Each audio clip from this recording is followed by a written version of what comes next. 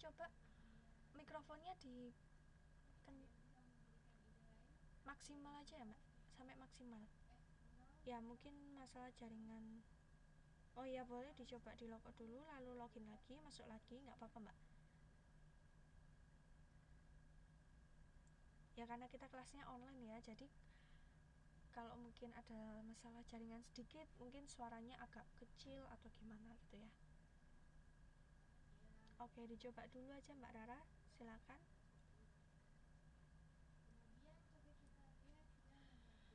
Saya lanjut ya sampai sini.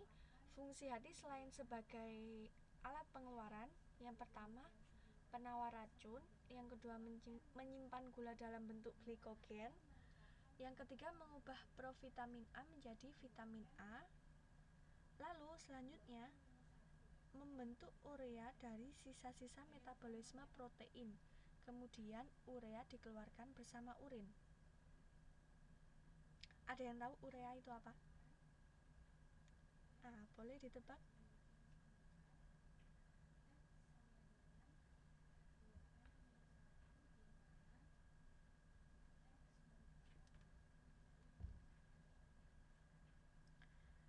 Ya, oke, langsung saja ya. Jadi urea itu adalah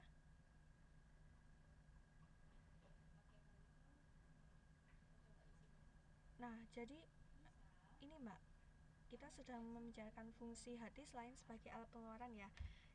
Jadi hati itu termasuk salah satunya berperan membentuk urea dari sisa-sisa metabolisme. Ya mbak Irin, ada yang tanyakan mungkin? Iya, benar sekali. Dari sisa metabolisme itu, jadi hati bisa membentuk urea. Urea itu nanti yang jadi bau ya mbak, bau yang nggak enak di urin kita itu asalnya dari urea situ. Iya. Sampai sini ada yang tanyakan dulu?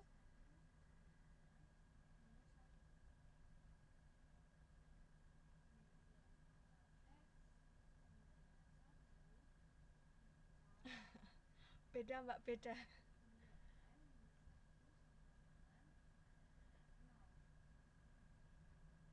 Urea di sini berkaitan dengan zat ekskresi dalam tubuh kita ya, bukan pupuk.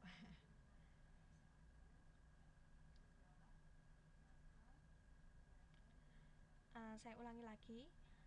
Salah satu fungsi hati selain sebagai alat pengeluaran itu adalah membentuk urea dari sisa-sisa metabolisme protein. Nomor 5 belum mbak.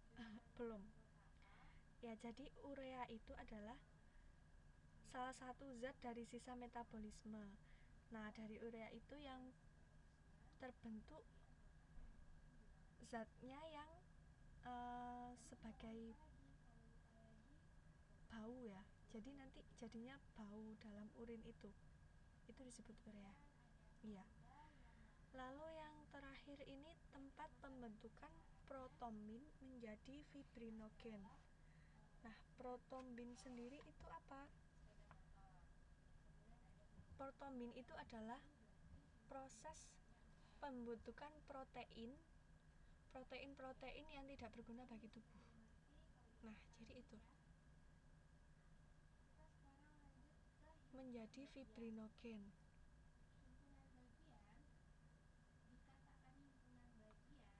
Iya, jadi tempat pembentukan protombin menjadi fibrinogen itu berlangsungnya adalah di hati.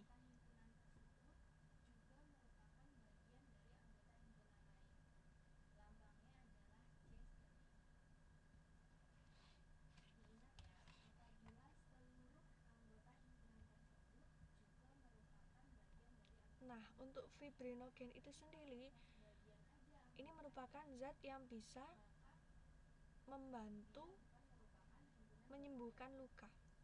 Ya, jadi gitu mbak. Fibrinogen itu adalah kumpulan dari benang-benang fibrin yang bisa membantu penyembuhan luka.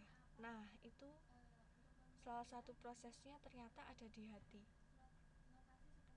Iya, di modulnya memang singkat sekali mbak, makanya di sini saya jelaskan lagi satu persatu biar jelas. Iya, iya benar sekali mbak Irin. Ini semuanya sudah punya modul ya, modul yang PDF atau yang sudah dicetak. Mungkin itu modulnya sebagai pegangan.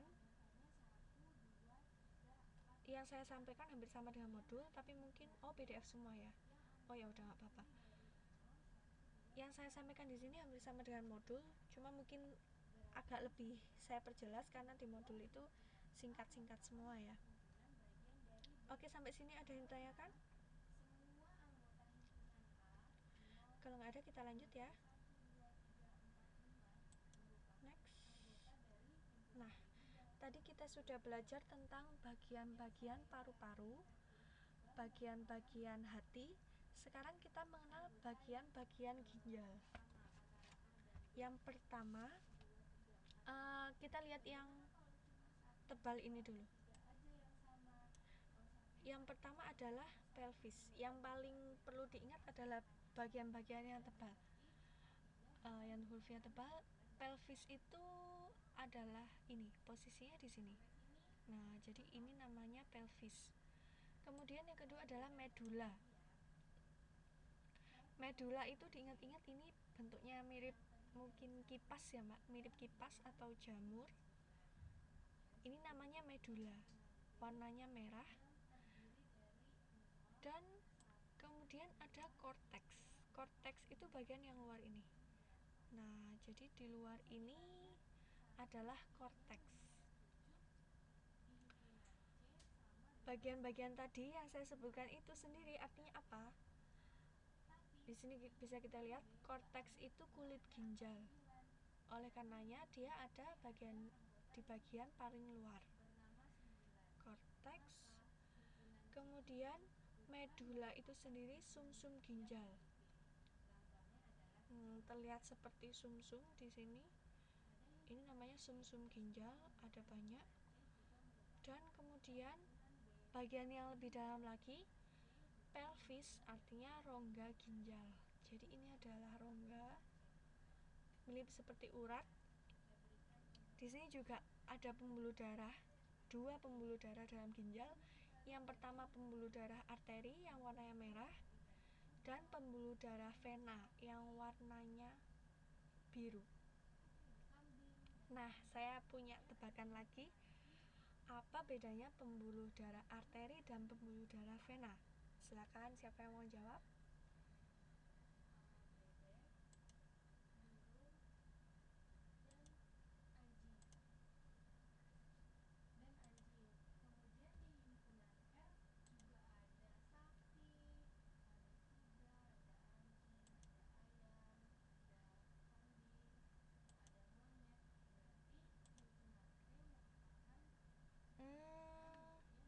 Iya, iya benar Mbak Siti. Ada yang punya jawaban lebih tepat? Kalau Mbak Siti masih bingung mana ya yang pembuluh darah masuk dan pembuluh darah keluar ya. Mungkin yang lain ada yang tahu? Mana yang masuk dan mana yang keluar?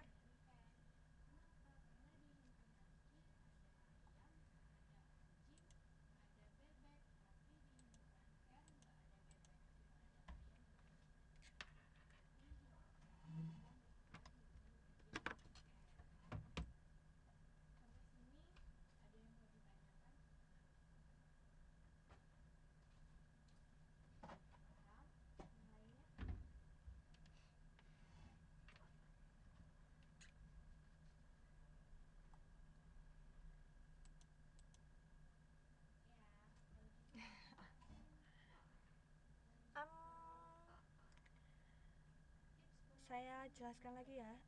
Maaf Mbak Aisyah, itu kebalik. Jadi arteri itu adalah pembuluh darah yang masuk ke dalam organ. Kalau pembuluh vena itu pembuluh darah yang keluar.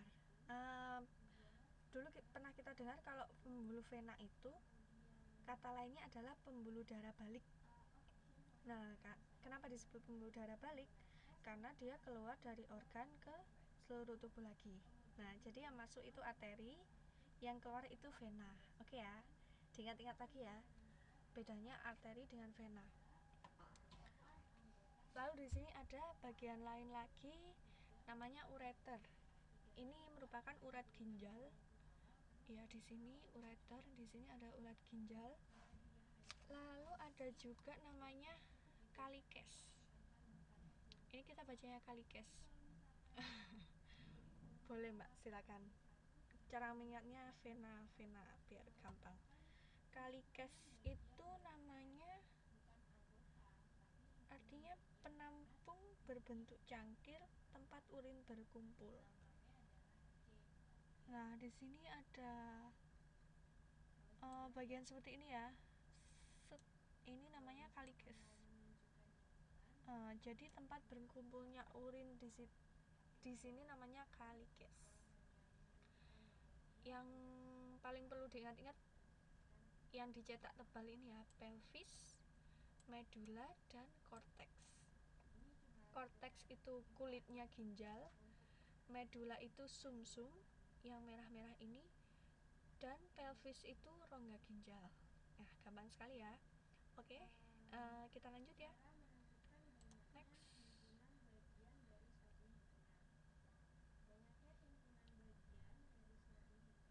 Nah, kita kenali, setelah tadi kita tahu fungsi hati selain sebagai sistem ekskresi, kita juga di sini bisa ketahui fungsi ginjal selain sebagai sistem ekskresi. Yang pertama adalah menyaring zat-zat sampah metabolisme dari darah. Ini hampir mirip dengan ekskresi ya, menyaring zat-zat sampah. Lalu yang kedua, mengontrol volume darah. Jadi volume darah kita itu bisa dikontrol dengan ginjal. Lalu yang terakhir adalah memelihara keseimbangan konsentrasi garam-garam tertentu. Ini garam-garamnya tidak disebutkan di sini karena mungkin namanya susah. Garam-garam tertentu dalam tubuh kita yang konsentrasinya harus seimbang. Ya, karena di tubuh kita ini semuanya harus seimbang, Mbak. Kalau kurang darah dikit, pusing. Kalau kelebihan darah, pusing juga kan. Nah, makanya itu harus ada organ-organ yang berfungsi sebagai mengatur keseimbangan itu. Oke, sampai sini ada yang mau ditanyakan?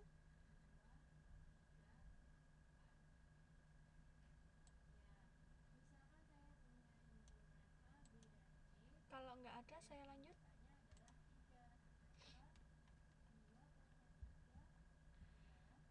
Di sini kita belajar juga kelainan pada ginjal.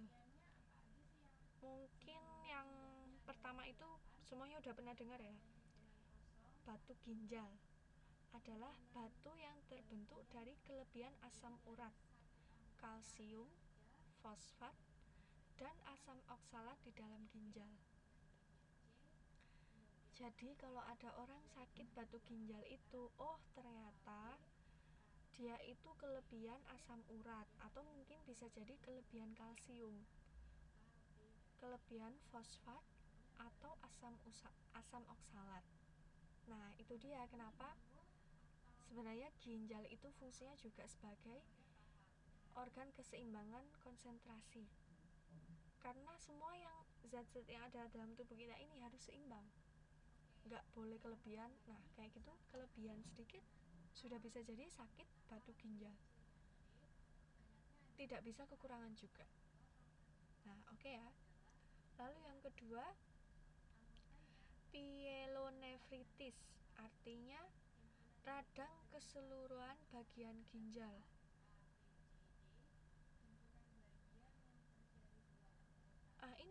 Ini tadi Mbak Rara. Jadi batu ginjal itu artinya batu yang terbentuk dari kelebihan asam urat. Jadi kalau ada orang kelebihan asam urat, dia bisa jadi kena batu ginjal. Kalau yang kita pernah dengar mungkin sakit capek-capek yang asam urat itu beda lagi ya, Pak. Jadi di sini maksudnya kelebihan asam urat itu ada zat asam dan zat asam namanya asam urat gitu. Nah, jadi itu. Ada juga asam oksalat, kalsium, dan fosfat. Oke ya, kita lanjut. kelainan yang kedua adalah pyelonefritis, artinya radang seluruh bagian ginjal. Lalu yang ketiga, nefrosis, artinya kondisi di mana membran glomerulus bocor, menyebabkan sejumlah besar protein keluar dari darah menuju urin. Jadi di dalam ginjal itu tadi ada membran namanya glomerulus, lebih tepatnya di sini. Karena itu tidak terlalu ini, jadi tadi tidak dituliskan. Glomerulus itu di sini, di bagian korteks. Nah,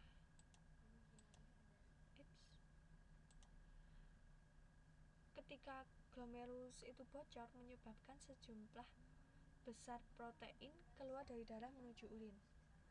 Nah, jadi mungkin bisa dalam bahasa Indonesianya kita mungkin kalau ada orang urinnya ada darahnya itu ya Mbak, kencing darah, gampangnya gitu. Itu nama ilmiahnya adalah nefrosis. Lalu kelainan yang terakhir adalah nefritis glomerulus, adalah radang membran filtrasi glomerulus di dalam korpus. Korpus itu sendiri bagian dari korteks tadi, ya, hampir sama tadi. Oke, saya lanjut ya, next.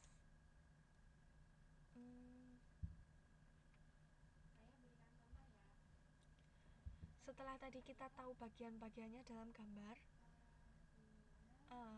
di sini kita belajar tentang susunan ginjal itu sendiri. Jadi setiap ginjal atau bahasa ilmiahnya adalah nefron itu tersusun dari badan Malpighi dan saluran panjang atau tubula. Nah, badan Malpighi itu sendiri apa? Badan Malpighi sendiri terdiri lagi dari dua bagian. Yang pertama adalah glomerulus, itu tadi yang saya tunjukkan di gambar, anyaman pembuluh kapiler darah. Anyaman pembuluh kapiler darah di bagian korteks ya. Lalu yang kedua adalah simpai Bowman, adalah cawan berdinding tebal yang mengelilingi glomerulus. Jadi di luar glomerulus itu tadi dikelilingi oleh simpai Bowman.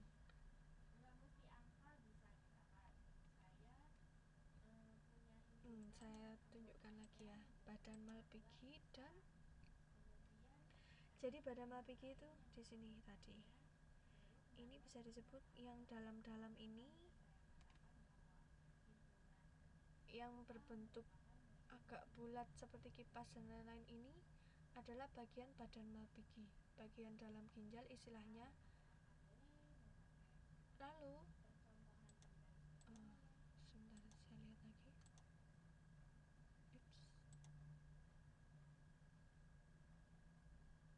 Saluran panjang, di sini disebut saluran panjang ya. Saluran panjang itu jadi ini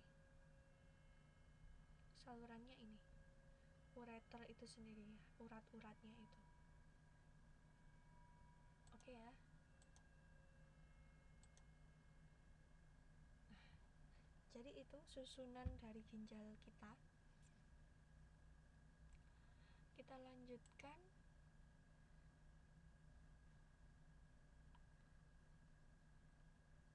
proses yang terjadi di ginjal itu sendiri adalah dinamai dengan proses filtrasi, yaitu penyaringan zat sampah yang dapat menjadi racun.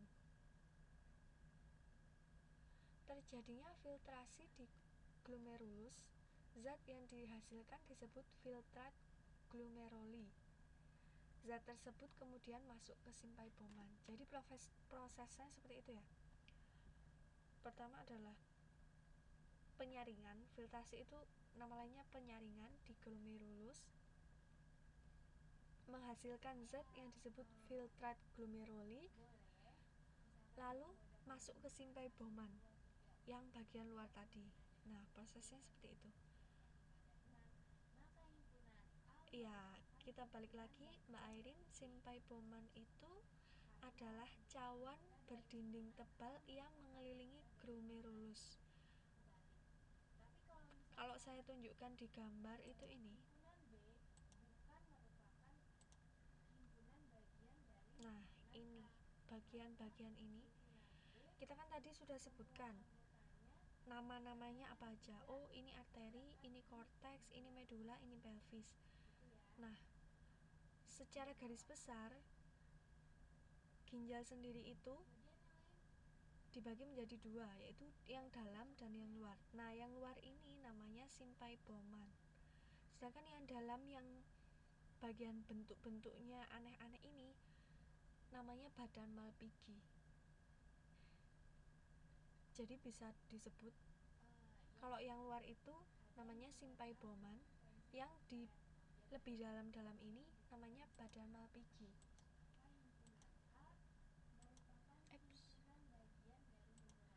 Ini ya, badan Malpighi.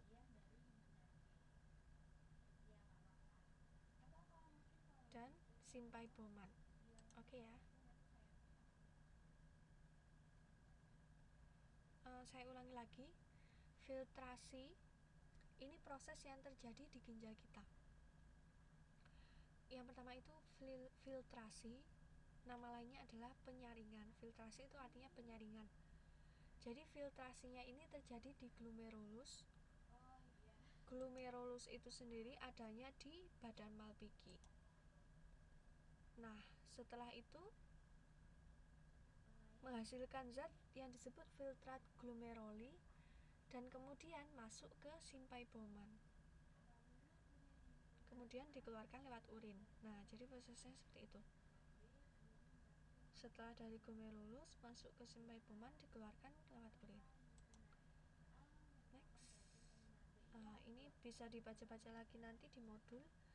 Ini hampir sama seperti di modul. Proses yang kedua itu ada namanya proses reabsorpsi. Artinya adalah penyerapan kembali zat-zat yang masih berguna. Reabsorpsi terjadinya di saluran tubulus halus. Zat yang dihasilkan disebut filtrat tubulus.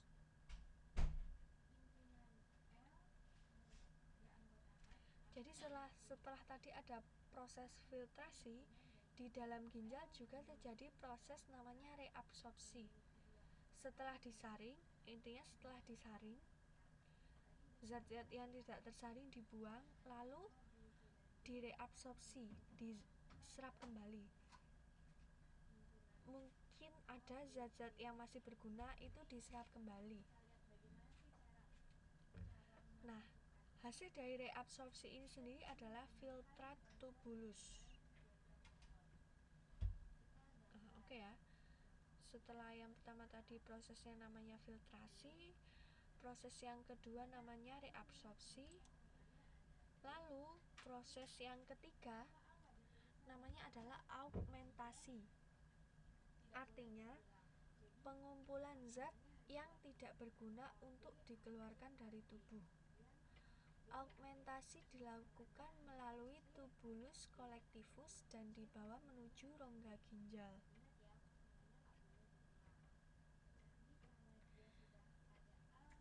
Jadi kita ingat-ingat lagi, yang pertama tadi prosesnya adalah filtrasi, disaring dulu. Filtrasi itu artinya disaring. Kemudian reabsorpsi, zat yang masih berguna diserap lagi.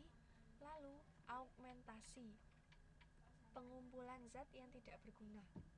Nah, yang paling penting diketahui adalah artinya dulu. Artinya ini apa? Kalau filtrasi itu penyaringan, jadi ginjal kita itu bisa menyaring, lalu kemudian direabsorpsi, penyerapan kembali zat-zat yang masih berguna, lalu augmentasi, pengumpulan zat yang tidak berguna untuk dikeluarkan dari tubuh. Oke ya, sampai di sini ada yang ditanyakan?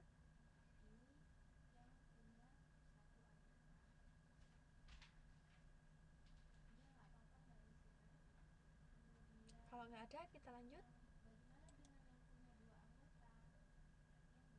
Nah, setelah kita tadi tahu tentang paru-paru, hati, dan ginjal. Nah, sekarang kita mengetahui bagian-bagian dari kulit. Nah, ternyata kulit kita yang tipis itu, mbak-mbak, mas-mas, kalau di zoom jadinya seperti ini. Jadi banyak sekali bagian-bagian dalam kulit kita. Pertama, di sini rambut. Nah, bisa kelihatan ya kalau rambut di kulit kita masih bisa dilihat. Lalu di dalam sini masuk ada kelenjar minyak. Ini yang namanya kelenjar minyak. Kelenjar minyak ini yang menghasilkan minyak. Mungkin wajahnya yang suka berminyak. Nah, itu dihasilkan oleh kelenjar minyak. Lalu di sini ada juga akar rambut. Akarnya seperti ini. Lalu ada pembuluh darah yang warnanya biru ini. Pembuluh darah dan warna merah. Nah, jadi ada sepasang pembuluh darahnya. Masih ingat yang tadi di depan? Apa namanya pembuluh darahnya? Ada sepasang pembuluh darah warnanya merah dan biru. Silakan yang mau menebak nama pembuluh darahnya apa? Yaps, benar sekali. Yaps, benar. Yang biru itu pembuluh vena, pembuluh balik. Yang merah itu pembuluh arteri. Ya, oke, semuanya masih ingat berarti. Oke, sip. Kemudian di sini ada lagi otot penegak rambut. Jadi rambut di kulit kita itu ternyata ada ototnya. Ini bagiannya otot. Lalu ketika tadi di sini ada kelenjar minyak, di sini ada juga kelenjar keringat. Nah, ini kelenjar keringat. Lalu ada juga saraf sensorik. Ada yang tahu saraf sensorik itu apa maksudnya? Gampang sekali nih. Saraf sensorik bisa disebut juga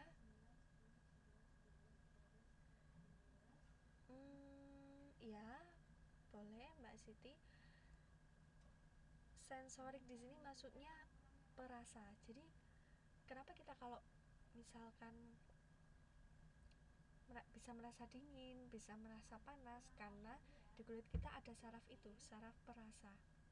Iya, benar, untuk rangsangan. Nah, itu ya, jadi bagian-bagian kulit, beberapa bagian-bagiannya itu. Nah, dari beberapa bagian itu, kulit itu dibagi menjadi tiga golongan ya, tiga golongan. Yang di atas ini namanya kulit bagian luar.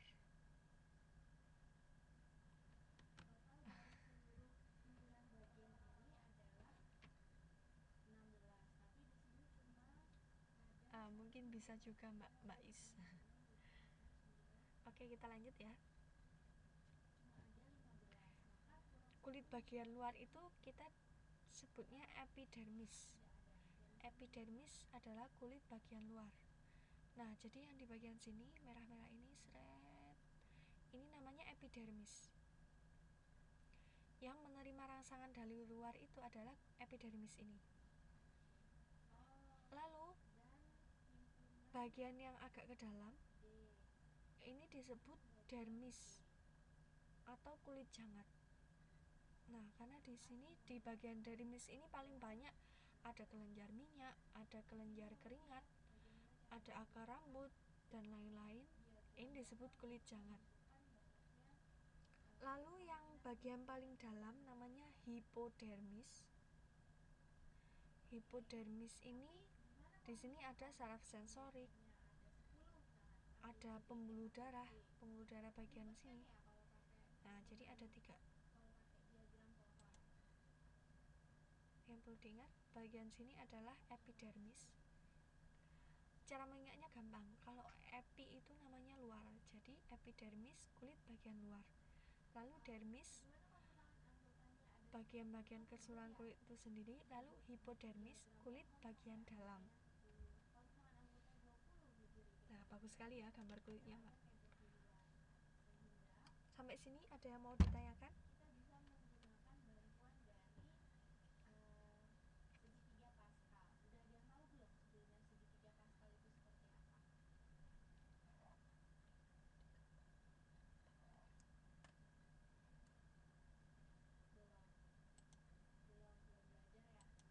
Oke. Udah paham semua ya? Kalau perlu dicatat silakan. Jadi bagian-bagian kulit ada 3 golongan, epidermis, dermis, dan hipodermis. Di dalam dermis itu sendiri ada banyak bagian-bagian seperti kelenjar minyak, kelenjar keringat, akar rambut, dan lain-lain. Kalau di bagian epidermis itu ada rambutnya sendiri. Oke, kita lanjutkan. Nah, kita di sini juga perlu tahu fungsi kulit selain sebagai ekskresi. Yang pertama, pelindung tubuh dari kerusakan. Bisa dibayangkan ya, kalau seandainya Tuhan ini menciptakan kita tanpa kulit, pasti serem ya. Gak kebayangkan ya. Karena memang semua organ dalam tubuh kita ini punya fungsi yang luar biasa sekali semuanya. Jadi semuanya sudah disetting sama yang menciptakan, benar-benar sangat sempurna. Sampai kulit pun diperhitungkan, yang bagiannya serumit itu cuma kulit saja sebanyak ini bagiannya. Nah, oleh karenanya fungsi pertama dari kulit itu pelindung tubuh dari kerusakan. Oke ya, pelindung tubuh dari kerusakan. Lalu fungsi yang kedua, tempat menyimpan kelebihan lemak. Pasti bisa dibayangkan ini, tempat menyimpan kelebihan lemak. Jadi ketika di tubuh kita itu ada kelebihan lemak, disimpannya di kulit. Oleh karena itu mungkin ada yang orang gendut itu kulitnya terlihat lebih tebal. Nah, karena di kulit itu ada lemaknya. Iya, bener sekali Mbak Siti ngaku ini ya. Iya, itu lemaknya di situ, Mbak. Mungkin bisa juga disimpan di pipi, disimpan di paha. Nah, itu lemaknya berkumpul di kulit itu. Oke ya. Lalu fungsi yang ketiga, jadi kalau pipinya tembem itu lebih cantik ya, Mbak. Berarti lemak baik itu, Mbak. Bisa digolongkan lemak baik karena membuat tambah cantik.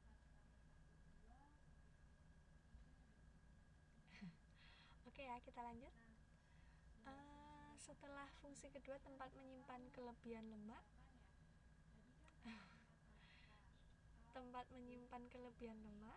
fungsi yang ketiga, tempat pembuatan vitamin D. Ada yang tahu fungsinya vitamin D? Salah satu fungsinya vitamin D itu apa?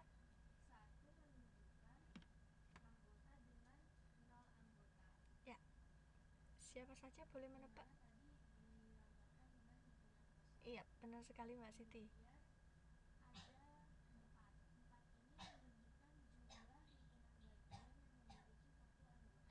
Iya, benar sekali. Jadi salah satu fungsi vitamin D itu adalah penguat tulang. Iya, penguat tulang. Jadi itu adalah protein untuk tulang. Itu namanya vitamin D. Oke ya. Dilanjutkan ke fungsi keempat sebagai indera peraba. Jadi kalau kita menyentuh sesuatu, meskipun coba dibayangkan, kita menyentuh sesuatu sambil memejamkan mata. Kadang kita tahu, oh ini HP, oh ini buku. Itu karena di kulit kita ada indera peraba. Nah, indera peraba itu tadi tepatnya ada di saraf sensorik ini. Nah, karena di kulit kita ada saraf sensorik, makanya ketika menyentuh sesuatu kita bisa merasakan, oh ini apa, oh ini apa. Nah itu dia, karena fungsi kulit kita sebagai indera peraba. Lalu fungsi yang selanjutnya adalah sebagai pengatur suhu tubuh. Jadi sebenarnya kulit kita itu sudah menyesuaikan suhu untuk tubuh kita, sudah diatur suhunya. Bayangkan mungkin kalau kita nggak punya kulit, mungkin kita sudah nggak bisa hidup di winter di Taiwan. Suhu yang sangat dingin dan sangat panas itu sangat terasa, jadi nggak bisa diatur. Itulah ini diantaranya fungsi-fungsi kulit. Ada yang mau ditanyakan?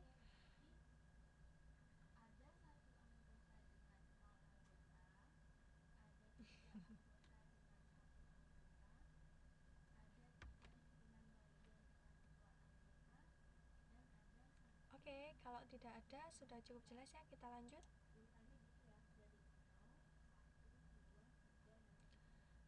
Nah, ini seperti yang kita diskusikan tadi, kulit itu sebagai pengatur suhu tubuh. Gimana caranya? Kok bisa gitu ya? Nah, jadi prosesnya seperti ini. Ini adalah ketika suhu dingin. Ketika suhu dingin, di kulit kita pembuluh darahnya itu melebar. Pembuluh darah melebar, jadi seperti ini. Ini lebih lebar. Lalu rambutnya tegak. Contoh. Ya, benar sekali Mbak Is. Jadi kalau misal kita merinding itu kan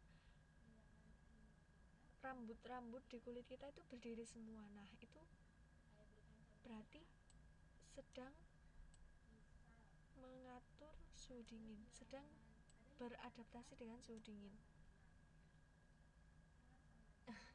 Ya, mungkin nanti bisa dicoba kalau sedang keluar merasa dingin, coba dilihat. Mungkin rambutnya tegak-tegak semua. Yang kedua, ketika suhunya panas, itu rambut kita turun. Dan pembuluh darahnya juga melebar. Nah, jadi prosesnya di sini. Ketika suhunya dingin, rambut kita itu tegak. Lalu ketika suhunya panas, rambut kita itu turun. Ya, mungkin kalau ada hantu itu mungkin juga mereka membawa suhu-suhu dingin gitu, Mbak. Jadi rambut kita pada tegak dan merinding. Nah, gitu ya. Oke ya, kita lanjut. Kita lanjutkan dengan latihan. Ternyata kita perlu latihan di sini. Yang tadi sudah nyatat beberapa akan sangat berguna. Ini cuma gambarnya saja ya, latihan Mbak. Latihannya tetap di tempat, nggak boleh lari-lari. Nah, ini semuanya sedang bawa buku kan? Sekedar mungkin kertas saja boleh, atau kalau nggak ada di ini aja, ditulis di Microsoft Word boleh. Terserah mau tulis tangan atau diketik, terserah. Ini kita latihan dikit. Nanti ini gampang sekali, soalnya cuma 5. Saya bacakan soalnya ya. Soalnya ini semuanya juga sudah ada di slide yang kita pelajari tadi. Enaknya PR atau langsung di sini saja ya? Oke. Karena ini gampang sekali, oke lah, kita buat PS sekarang. Tapi alangkah baiknya kalau ngerjainnya sekarang, karena masih fresh gitu Mbak. Jadi masih ingat, oh tadi saya belajar ini. Jadi pasti jawabnya masih langsung. Saya bacakan dulu ini. Yang pertama soalnya tuliskan 4 alat pengeluaran serta masing-masing zat yang dikeluarkan. Gampang sekali kan? Loh, ini yang nomor 1 pengeluaran dari agama mana? Soalnya gini, tuliskan 4 alat pengeluaran serta masing-masing zat yang dikeluarkan. Alat pengeluaran di sini maksudnya organ, Mbak. Iya, sip. Itu ditulis di kertas saja, Mbak, jawabannya, nggak usah dikasih tahu teman-temannya. Lalu yang kedua, cara suhu tubuh kita mengatur suhu. Yang ketiga, fungsi ginjal selain sebagai alat pengeluaran. Yang keempat, fungsi kulit sebagai alat pengeluaran. Lalu yang terakhir, sebutkan bagian paru-paru minimal 4.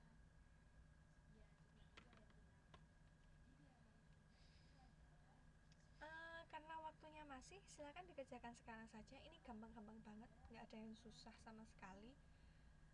Nanti setelah dikerjakan, kalau yang nulis di buku mungkin nanti bisa difoto saja ya, difoto lalu dikirim di message FB saya langsung setelah kelas. Ini dikerjakan sekarang saja karena ini gampang sekali. Kalau yang mau nulis di Word nanti juga disimpan saja, langsung dikirim ke message saya.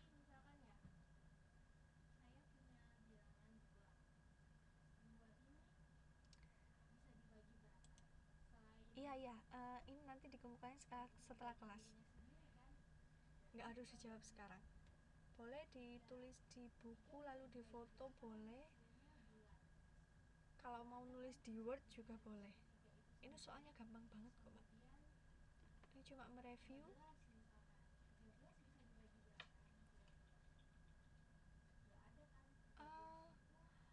Buku modulnya ada di grup kelas, Mbak. Iya, jadi di situ ada modul bentuk PDF. Silakan di-download. Mungkin yang saya sampaikan hampir sama dengan modul, cuma lebih saya perjelas di slide kita. Oh ya, nanti presentasinya saya upload juga di grup biar lebih gampang untuk mencatat, karena di sini lebih jelas.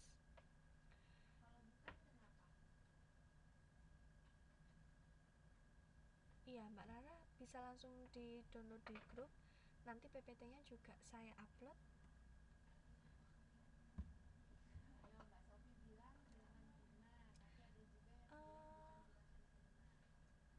Saya yakin semuanya bisa mengerjakan karena ini sangat gampang.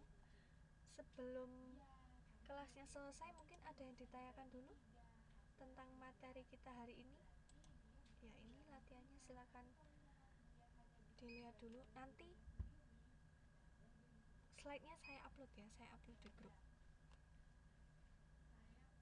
Silakan ada yang mau ditanyakan atau yang mau didiskusikan, atau mungkin ada yang sharing tentang sistem ekskresi. Mungkin ada yang pernah mengalami kejadian tentang apa, tentang kesehatan kita, tubuh kita. Silakan.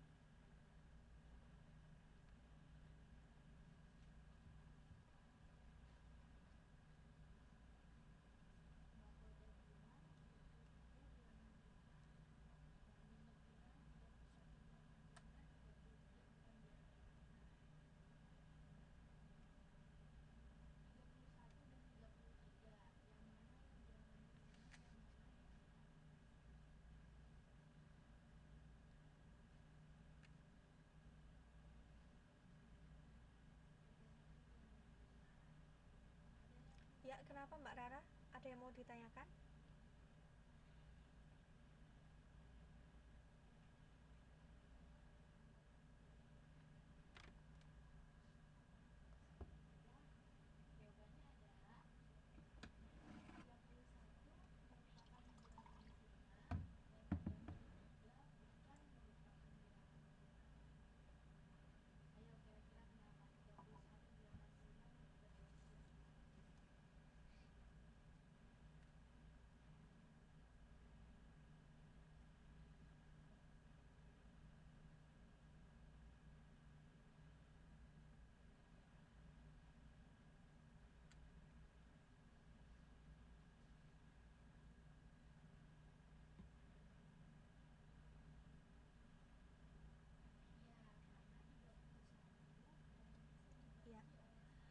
ini soalnya jangan lupa ya, boleh dicatat dulu atau di screenshot dulu biar nggak kelupaan.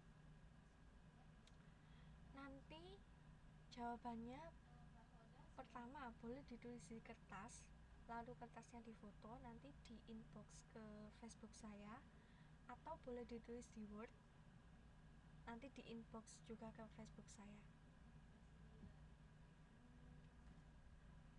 Oke, karena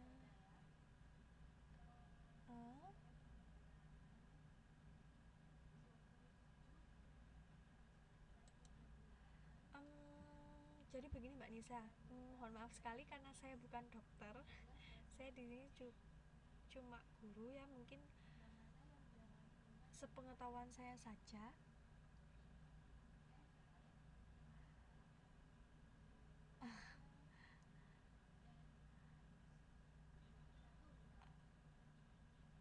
Ada beberapa orang yang saya temui itu memang ada sedikit kelainan di paru-paru, tapi bisa jadi itu tidak berbahaya ya. Jadi mungkin itu hanya salah satu efek ketika capek atau apa gitu, mungkin ada terasa nyeri. Itu mungkin salah satu kelainan paru-paru, tapi memang bukan penyakit yang serius seperti apa ya, misalnya radang paru-paru yang kita pelajari tadi, radang paru-paru atau yang lain. Tapi itu kelainan sendiri saja ya, menurut saya seperti itu Mbak.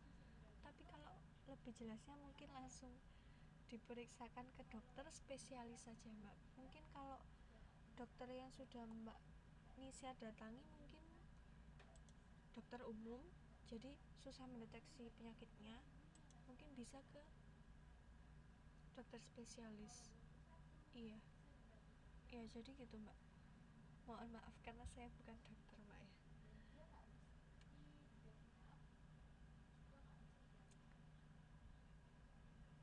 Oke.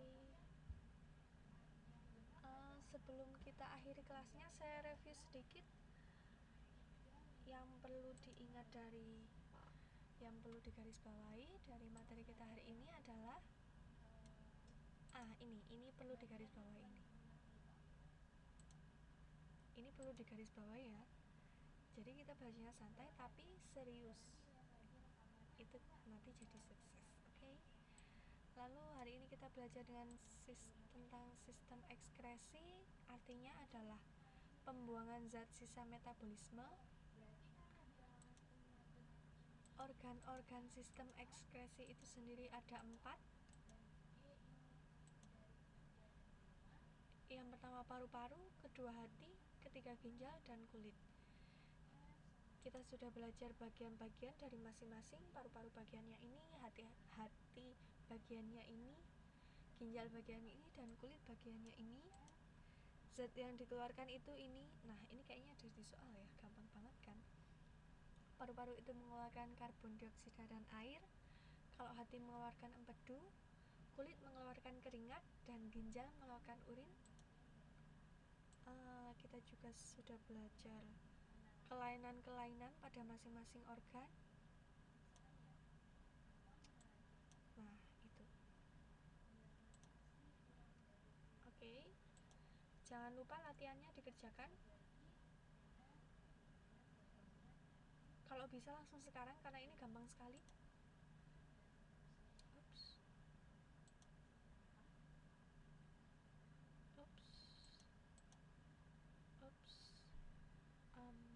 Sudah sampai sini ada yang tanyakan?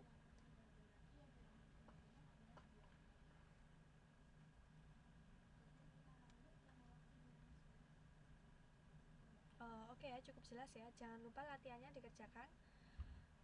Saya yakin udah ada yang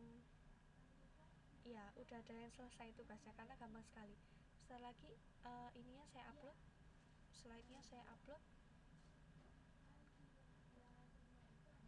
Kalau sudah ada modul lebih gampang sekali karena di modul juga ada semua.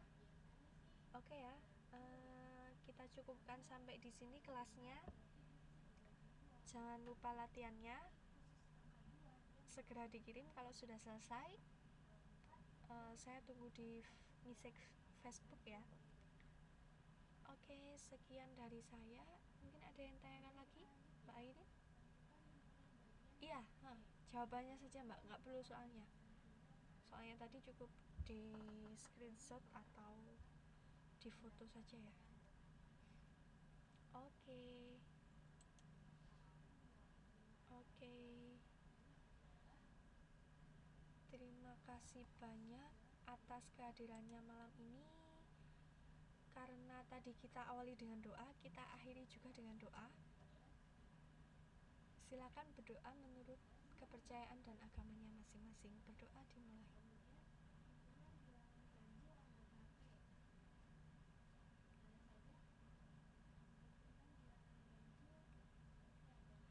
Oke, selesai.